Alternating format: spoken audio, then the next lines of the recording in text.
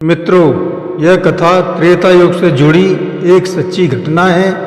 क्या आपने श्रवण कुमार का नाम सुना है? हाँ, वही श्रवण कुमार जो माता पिता की सेवा के लिए प्रसिद्ध है। लेकिन क्या आप जानते हैं कि उनके माता पिता कौन थे, कहाँ से आए थे? क्या उनकी कोई कहानी थी? श्रवण जैसा पुत्र तो सभी मांगते हैं क्योंकि वे माता पिता की सेवा करते थे। लेकिन क्या आप जानते हैं आखिर श्रवण कुमार को क्यों मरना पड़ा? इसके पीछे की वजह कोई श्राप था या फिर कोई वरदान? यह वह कथा है जो अक्सर छूट जाती है, लेकिन आज हम जानेंगे उस बीज की कहानी जिससे श्रवण जैसा पुण्य आत्मा खिला। यह कथा न सिर्फ सेवा, तपस्या और त्याग की मिसाल है, बल्कि उस युग की सामाजिक परंपराओं, दंड विधान और पारिवारिक मूल्यों को भी उजागर करती है। तो इस प्रसंग को जानने के लिए अंत तक जरूर सुनें तथा सब्सक्राइब, कमेंट करके बेल आइकन दबाना न भूलें और शेयर अवश्य करें, जिससे अन्य लोग भी इस प्रसंग का आनंद ले सकें।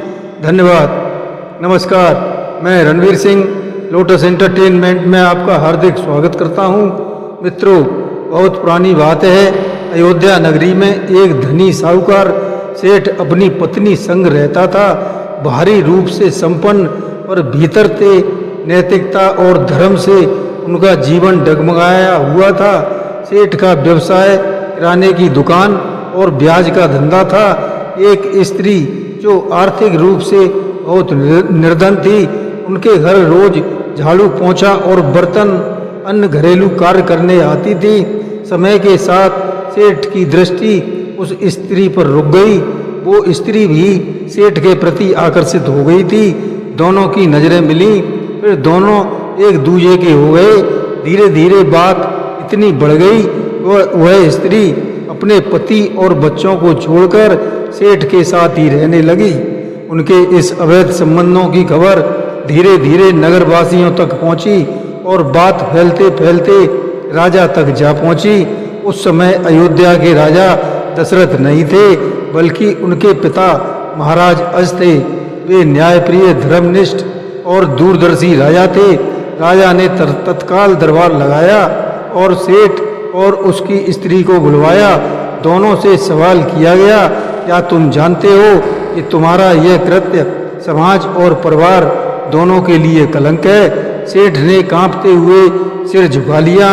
हाँ महाराज, हमसे भूल हो गई, हम दोषी हैं। राजा ने उस स्त्री के पति को भी बुलवाया।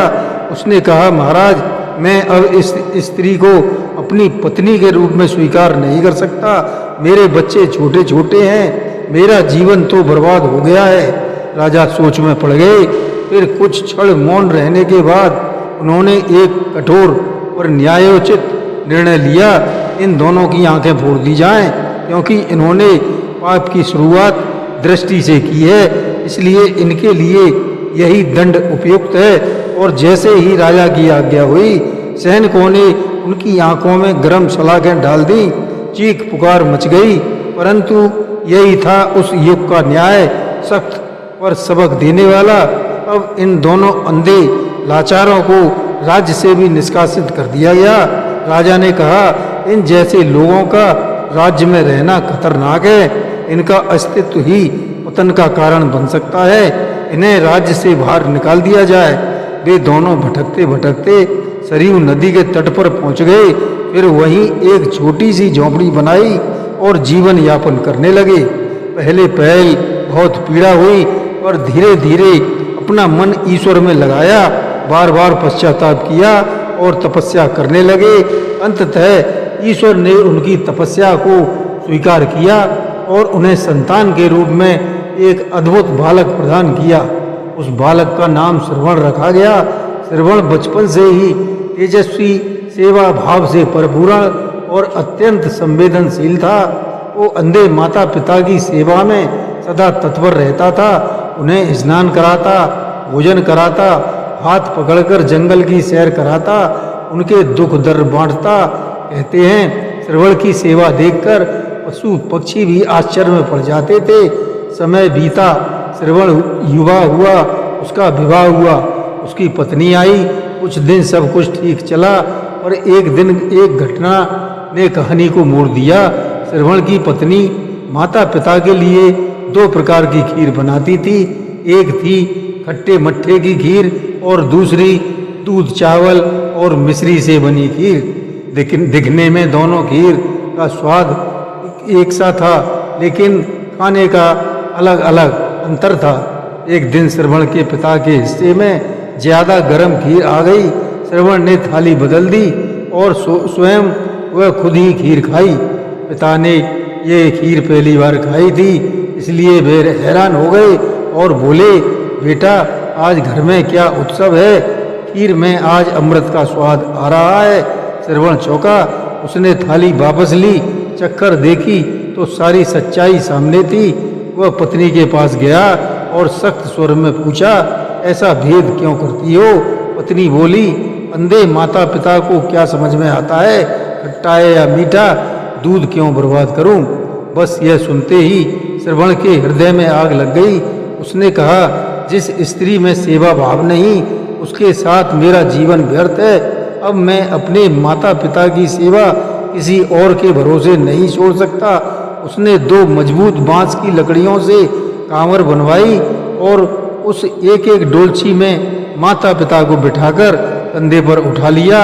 वो निकला चारों धाम की यात्रा पर माता पिता के साथ, बिना किसी सुविधा के, बिना किसी साधन के, सिर्फ श्रद्धा भाव और भक्ति के बल पर जंगल, नदियां, पर्वत सब पार करता गया।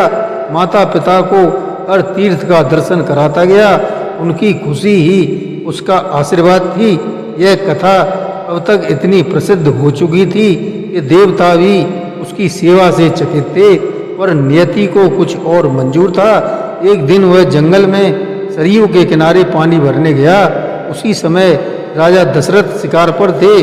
भ्रमवश उसे हिरण समझकर तीर चला दिया और तीर सीधे श्रवण के सीने में जा लगा। वह तड़पते हुए गिरा और बोला, महाराज आपने जो किया सो हो गया। अब एक विनती है, मेरे माता पिता अंधे हैं, प्यासे बैठे हैं, जाकर उन्हें जल पिला दीजिए और उन्हें बताइए उनका बेटा अब नहीं रहा। राजा दशरथ अंदर से कांप गए। उन्होंने जैसे तैसे जाकर अंधे माता पिता को खबर दी। माता पिता का विलाप आकाश को चीर गया। उन्होंने श्राप दिया, हे राजा, जिस तरह हम पितृ वियोग में मर रहे हैं, एक दिन तुम्हें भी पितृ वियोग में ही मरना होगा।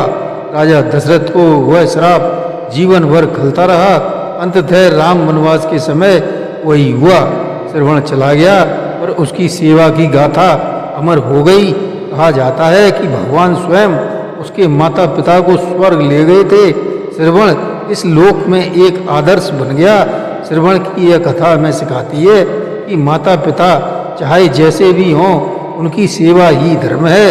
रिश्तों को टिकाने के लिए सहनशीलता सबसे बड़ी कुंजी है। प्रेम का निर्वाह ही मनुष्य को देवतुल्य बनाता है। पति पत्नी हो या पुत्र, हर संबंध में त्याग और समर्पण अनिवार्य है। मित्रों, श्रवण कुमार के जन्म की एक और कथा प्रचलित है, जिसके अनुसार त्रेता युग में एक ऋषि थे जिनका नाम शांतनु था और उनकी पत्नी का नाम ज्ञानवंती था। दोनों के कोई संतान नहीं थी।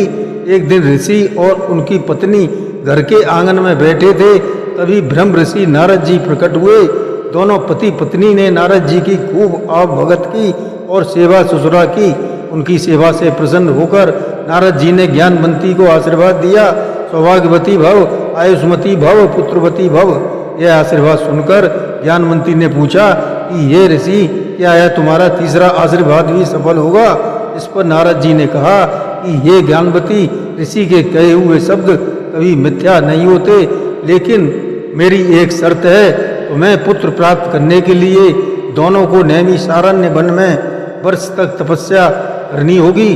तब ऋषि और उनकी पत्नी नारद जी के बताए अनुसार नैमिषारण्य वन में जाकर ब्रह्मा जी की कठोर तपस्या करने लगे। उनकी तपस्या से प्रसन्न होकर ब्रह्मा जी ने उन्हें दर्शन दिए और वर मांगने को कहा। शांतनु बोले, हे प्रभु, मुझे पुत्रवान होने का वर दो। तब ब्रह्मा जी ने उन्हें कहा, पुत्र अवश्य प्राप्त होगा, लेकिन मेरी एक शर्त है कि तुम्हारे घर में पुत्र होने पर भी तुम दोनों को अपनी नेत्र ज्योति खोनी होगी। इस पर शांतनु ने कहा, हे प्रभु, क्या हुआ कि यदि मेरी नेत्र ज्योति चली गई आएगी, मैं पुत्रवान तो कहलाऊंगा, लोग मुझे नपुंसक तो नहीं कहेंगे। मुझे आपकी सभी शर्तें मंजूर हैं। इस पर ब्रह्मा जी ने कहा कि मैं तुम्हें आशीर्वाद देता हूँ कि तुम्हें पुत्र प्राप्ति होगी, और यह भी आशीर्वाद देता हूँ कि तुम्हारे इस पुत्र का नाम संसार में योगों योगों तक याद किया जाएगा। बाद में शांतनु के पुत्र होने पर दोनों माता पिता की नेत्र ज्योति चली गई और वह अंधे हो गए। उस बालक का नाम श्रवण कुमार रखा गया।